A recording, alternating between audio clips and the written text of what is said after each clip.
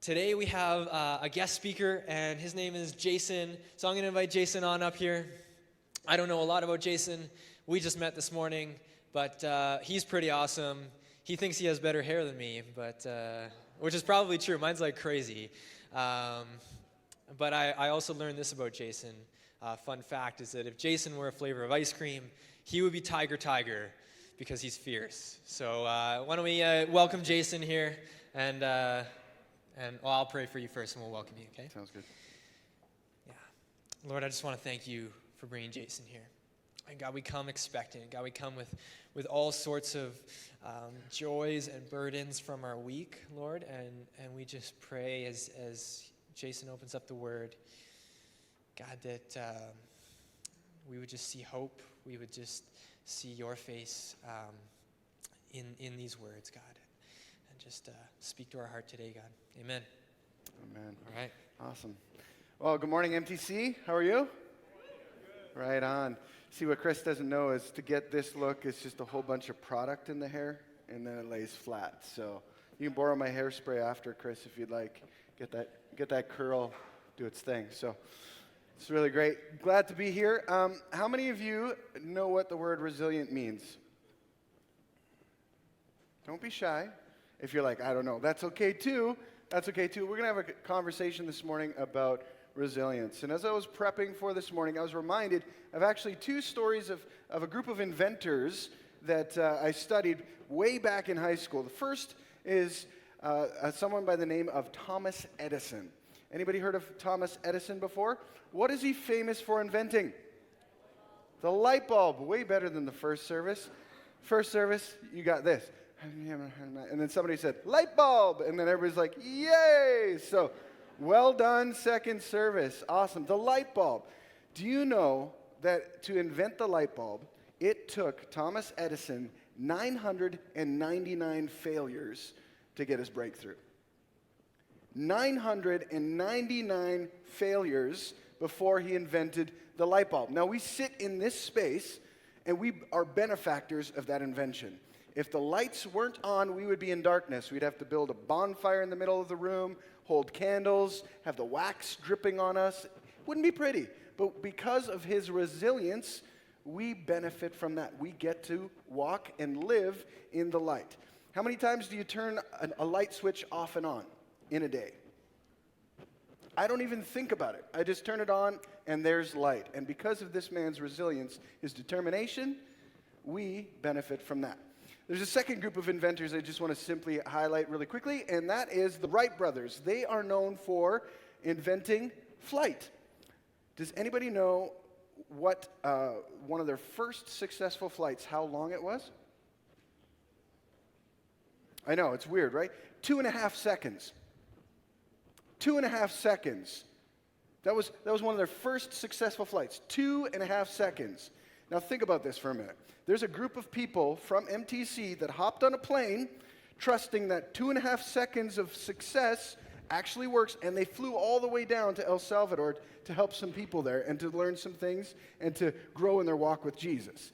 We put a lot of faith and trust in 2.5 seconds of success. 2.5 seconds.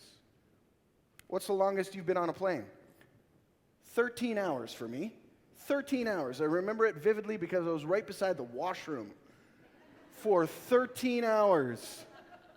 2.5 seconds, 13 hours. We'll hop on a plane. We won't think twice because of these gentlemen and their resiliency to invent the power of flight. From 2.5 seconds to multiple hours, we can be in the air, in this crate thing, and fly from here to wherever we might be. Whether we go on mission, whether we go on vacation, whatever it might be. It's reinvented the world. This is just a sample of some of the resiliency you see in human history. Men and women who have been determined for a variety of reasons to find a breakthrough. So why is it that in elements like travel or inventions like light bulbs, that we're so determined to find success, to get our breakthrough, but then when it comes to our spiritual lives, we are less inclined to pursue resiliency? Have you ever thought about that? When things get too hard, or too tough, or we're too afraid, or we feel alone. We're just like, I give up. I can't go forward. For whatever reason, we adopt that posture. So this morning, what we're going to do is we're going to learn from the life of some warriors. If you got a Bible with you, I want to encourage you to join me in 2 Samuel. 2 Samuel chapter 23 is where we're headed. 2 Samuel 23. I'll be reading from the New Living Translation. You'll see it on the screen, but we'll be referring back to it off and on throughout the morning. So if you want to open up your own copy on your phone or your actual Bible, that'd be awesome. I'm going to start reading in verse 8 for a few verses, and then I'm going to skip down to verse 20. So if you're like, I don't know where he went, I'm in verse 20 at that point. Sound good? These are the names of David's mightiest warriors. The first was Jehoshaphat, the Hakmonite, who was leader of the three mightiest warriors among David's men. He once used his spear to kill 800 enemy warriors in a single battle. Next in rank among the three was Eleazar, son of Dodai, a descendant of Ahoah. Once Eleazar and David stood together against the Philistines when the entire Israelite army had fled. He killed Philistines until his hand was too tired to lift his sword, and the Lord gave him a great victory that day. The rest of the army did not return until it was time to collect the plunder. Next in rank was Shammah, son of Agi, from Harar. One time, the Philistines gathered at Lehi and attacked the Israelites in a field of lentils. The Israelite army fled, but Shammah held his ground in the middle of the field and beat back the Philistines. So the Lord brought about a great victory. Now down in verse 20. There was also Benaiah, son of Jehoiada, a valiant warrior from Kabzeel. He did many heroic deeds, which included killing 2 champions of Moab. Another time, on a snowy day, he chased a lion down into a pit and killed it. Once only armed with a club, he killed a great Egyptian warrior who was armed with a spear. Benaiah wrenched the spear from the Egyptian's hand and killed him with it. Deeds like these made Benaiah as famous as the 3 mightiest warriors. He was more honored than the other members of the 30, though he was not one of the 3, and David made him captain of his bodyguard. So if that's the only part of Scripture that you've ever read before, you might be thinking, that is an odd sequence of events happening. Why would we be talking about that on a Sunday? So let's back up a little bit. Let's get some historical context and background and understanding for where we happen to be in the middle of this unfolding story. So there's this group of people called the Israelites. And God took this group of people and he set them apart from the rest. And set apart does not mean better than. Set apart means, hey, I'm going to bless you and I want you to be a blessing to the people around you. So what I'm going to do is I'm going to show you the way to live. And as you live that way, it's going to show other people the way to live. And then you'll be a blessing. It's kind of like me and my family. I'm the oldest of 2 kids in my family. I had a responsibility to show my younger sister the way that we should live in our family. Now, she didn't listen, and that's okay. She can do her own thing because she's her own person. And she tells me that all the time. But that was the responsibility that the Israelites had. To pave the way forward so that God could reveal himself to the rest of humankind through the way they chose to live. They had a variety of different governing systems that they experienced over their history. They had tribal leadership called judges. They had men and women rise up in different seasons to lead them through stuff. But at the time that we read here in 2 Samuel, they had a new kind of structure in place, a structure of prophets and kings. And they were supposed to work in tandem with each other to lead the people forward. Prophets had a responsibility. Their responsibility was to keep the people on purpose. On purpose. What I mean is on mission. What are we doing? Help them answer the question, why? That was their primary purpose. The prophets, they were designed to do that. They were supposed to hear from God and speak from God the words that they heard to the people. Now, a king's responsibility was twofold: protection and provision. Protection and provision. So if you were in the Israelite community, you fit into one of these 3 streams in some capacity. Either you were a part of the prophetic group and you were required and really empowered to pursue God, to make sure that the community was doing everything that they needed to do and hearing from God clearly, or you're a part of the king's responsibility, working in the provision of some kind, whether that's an industry like textiles or agriculture or something like that to help provide for the community, or the protection. You were trained military-wise. You were trained to be a warrior because in the time frame that they were living, there was all sorts of conflict happening in them, but also around them. So people group versus people group. So you would need these three streams to be functioning well so that you could have the best chance at the best possible future. So there's three individuals that we're going to take a look at who happen to fit into the protection stream of things. The first individual is a man named Eliezer. Eliezer. He's described from our text, if you look at verses, I believe it's 9 and 10 and 11, from our text as the second of the three. So not the most well-known of the mightiest warriors, but the second in that rank. And then the text gives us this really interesting scenario, a reason for us to remember him, but also to look and learn from his story. So one day he finds himself shoulder to shoulder with the king that he's fighting for. Because as a member of the protective service, your responsibility was to fight for your king. Shoulder to shoulder with King David, sitting in this field, standing in this field, and their enemies attack them. And the rest of the fighting force flees. And all that's left is David and Eliezer. Now, King David just so happens to be one of the most famous kings in all of Israelites' history. If you talk to somebody today about it, they might be aware of who this King David is. Scripture describes him as a man after God's own heart. One of the most important and interesting individuals. And he did not lead a perfect life by any stretch of the imagination. But he was somebody that God used mightily. So this king is the king that Eliezer is fighting alongside. And he sees everybody else bail, and it's just him and the king. And they're fighting. And then the text tells us that he goes on to fight, killing their enemies until he is too tired to lift his sword. Too tired to lift his sword. Have you ever been really tired? My wife and I, we happen to have 5 children. I feel like tired is like a permanent state of life.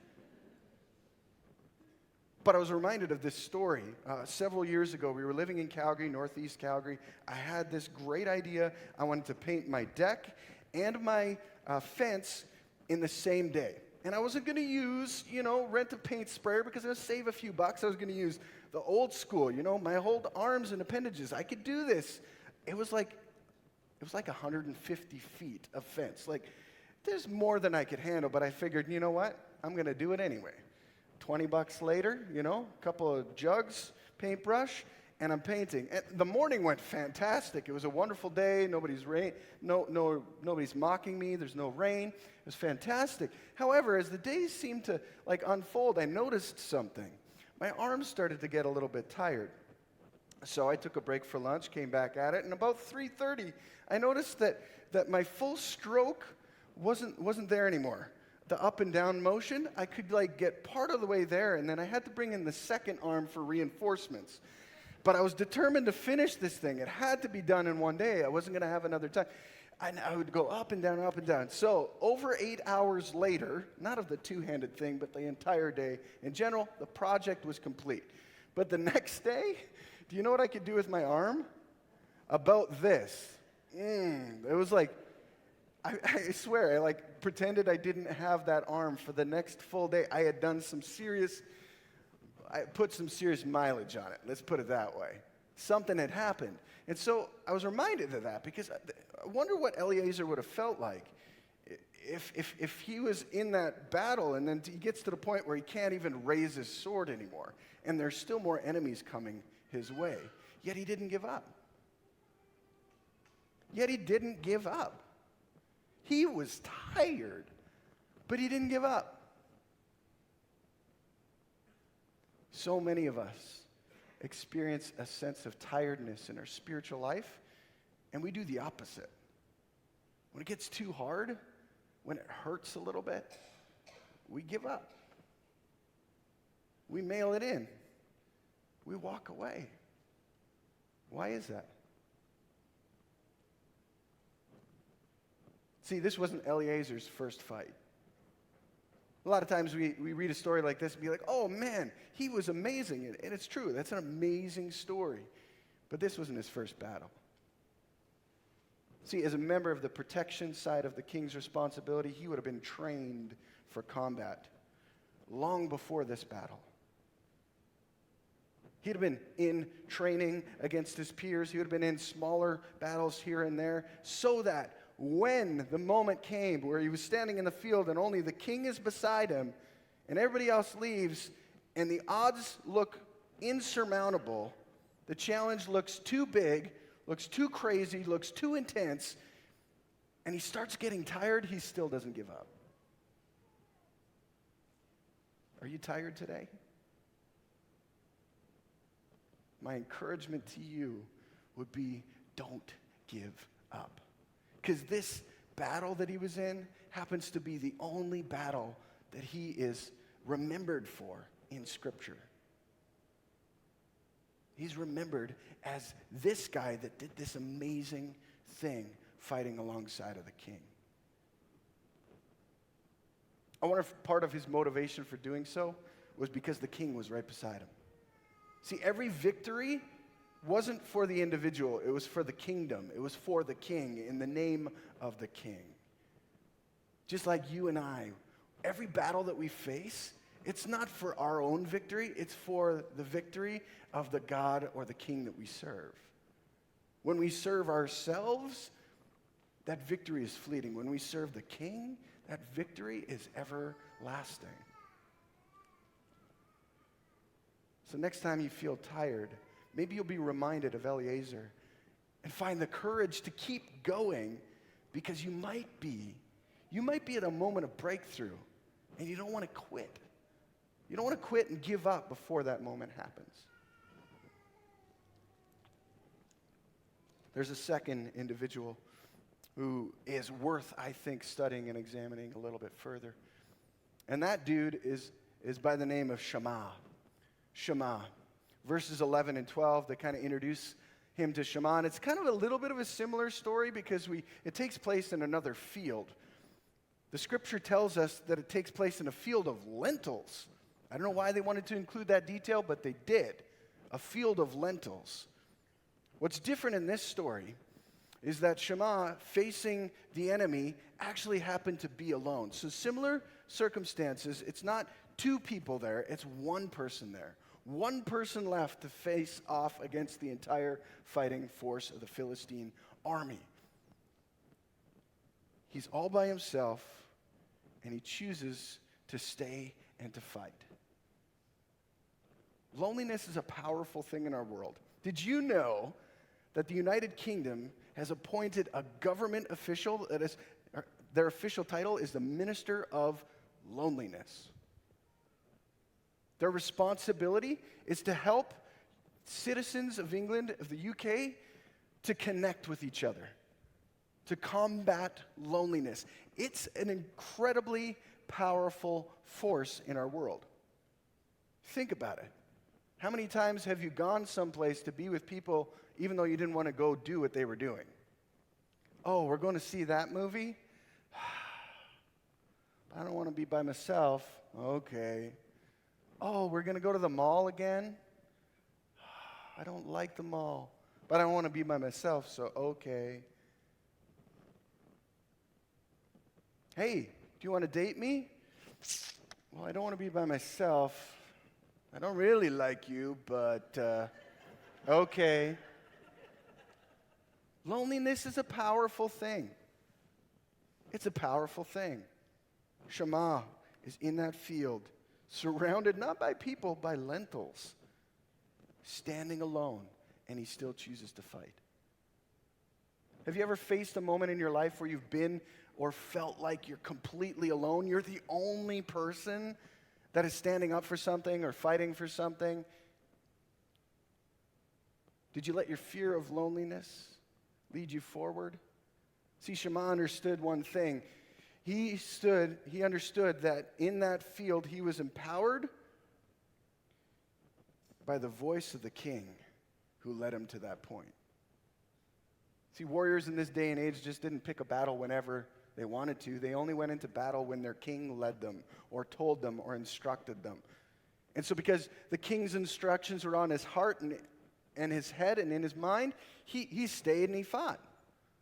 My king wants me to secure victory here, so I'm going to stand, even if I'm alone, and I'm going to keep on fighting. I'm going to keep on fighting.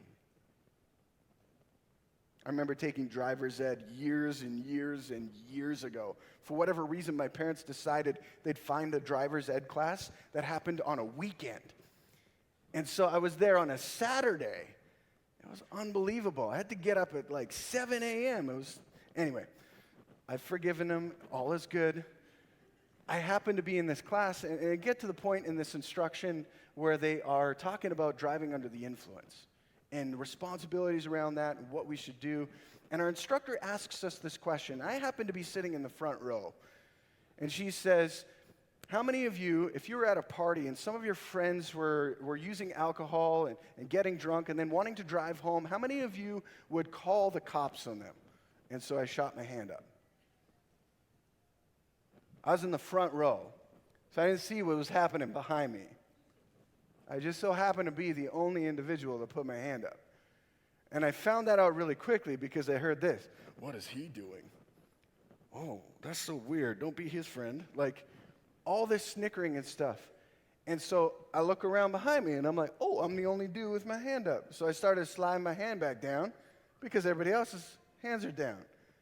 And the instructor looks at me and he says, thank you. You must have your convictions, and I appreciate that. I'm going to address the rest of the class. And I was like, oh, dang, here goes. Like, unbeknownst to us, she was the parent of someone who had lost their life because they were in an altercation, a vehicle accident, with somebody who was driving under the influence. And so we had a great conversation from that moment forward for the next 90 minutes about our responsibility and what is an act of true love. Is it sparing somebody from the consequences of dealing with the authorities, or is it actually sparing somebody from doing something really stupid? It's a fascinating conversation. So after that conversation, I felt a lot better about my decision. But in that moment, I felt icky. I wanted to take a shower. I wanted to leave the room. But there's no way I could. Sometimes when we stand alone, it is not a popular decision. If it was, you wouldn't be standing alone. And when your moment comes, and you either got to put your hand up or you got to be in that field of lentils and nobody else is around, just remember the words of a king who says that I am with you and I am for you. Now we got to be careful with that because sometimes we take a license and go like, well, we got to stand for everything. No. We got to listen to the voice of the Lord. Shema didn't pick that fight, but that was the battle that his king sent him into. What battle is your king sending you into? Not yourself, your king. What is he sending you into? And can you stand firm and stand up and keep fighting despite feeling alone? After the fight was over, all his buddies came back. Hey, good job, man. You imagine the high fives after that? Like, where were you? And where were you? And where were you? And where? Doesn't matter, because the victory was won. There's a third individual that bears looking at, I think, from this text, and that's the gentleman by the name of Benaiah.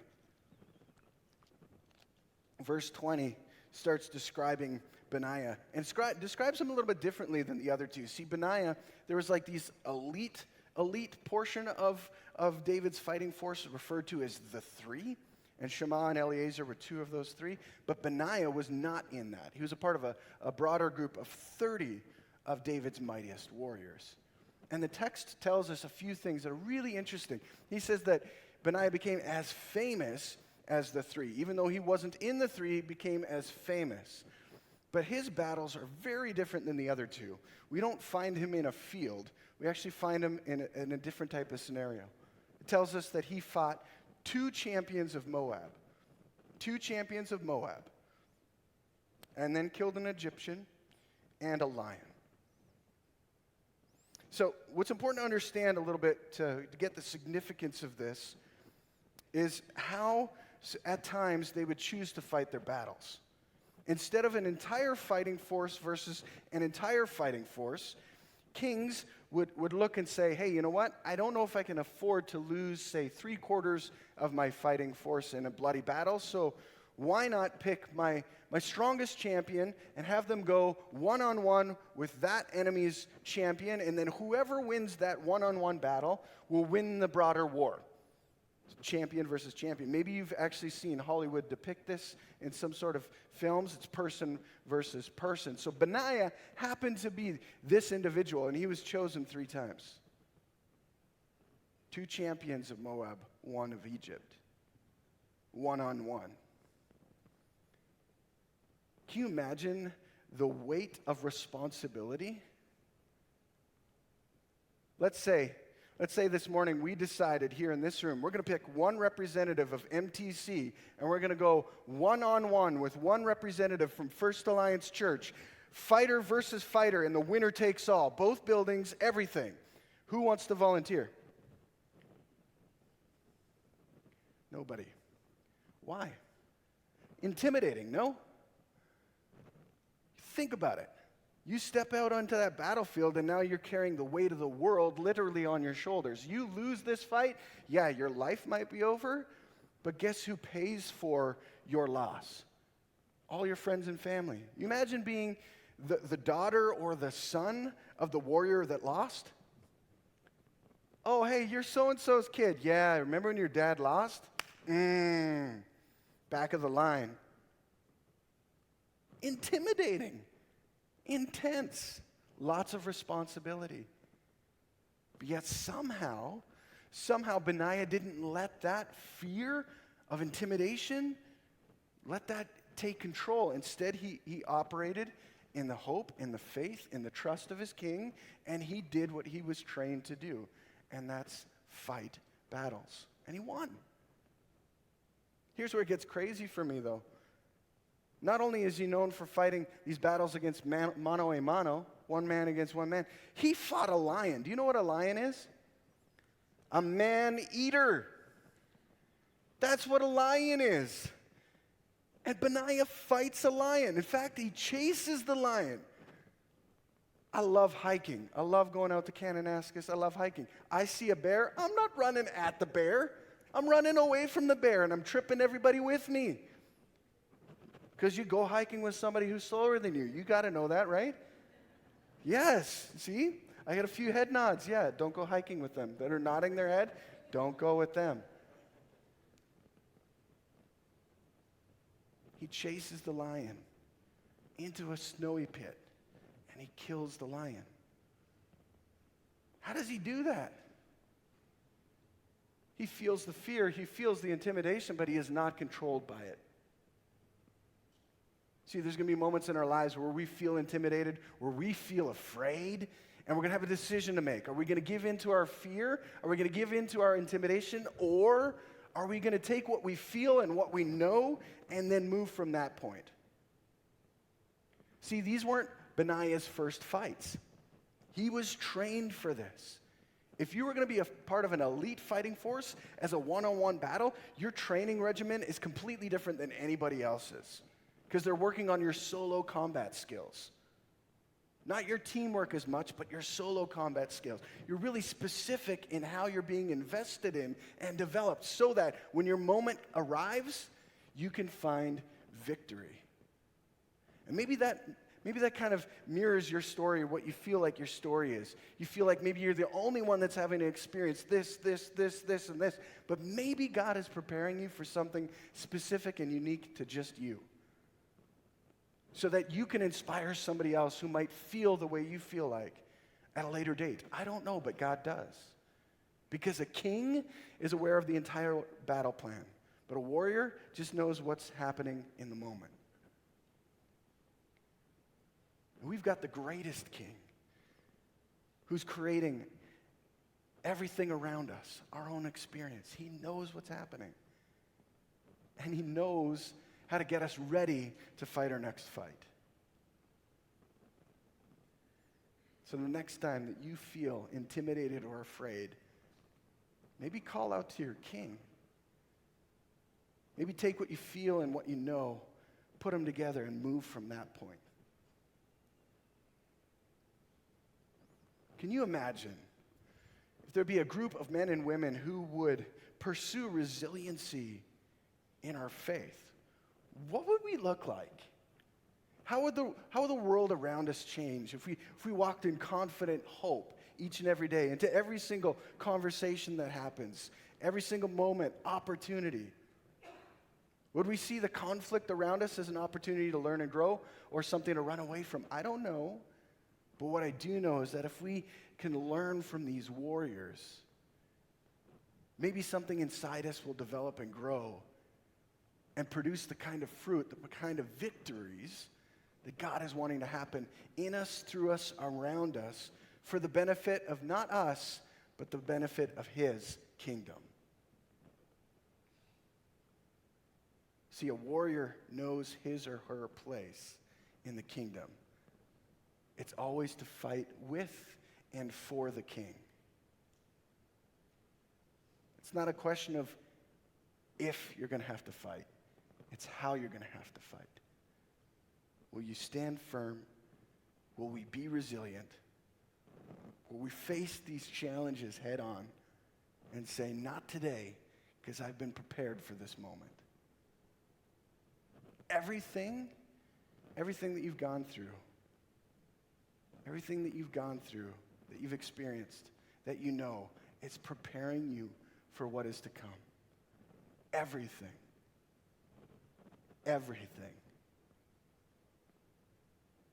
And maybe I'm just here today to remind you of what you already know. So the next time that you feel alone or afraid or tired, you'll find the courage to keep fighting. Because you might be moments away from a breakthrough, from a victory. I want to pray for you this morning, and as I pray, our worship team's going to come back up and lead us in a song of response. I just encourage you to bow your heads, close your eyes.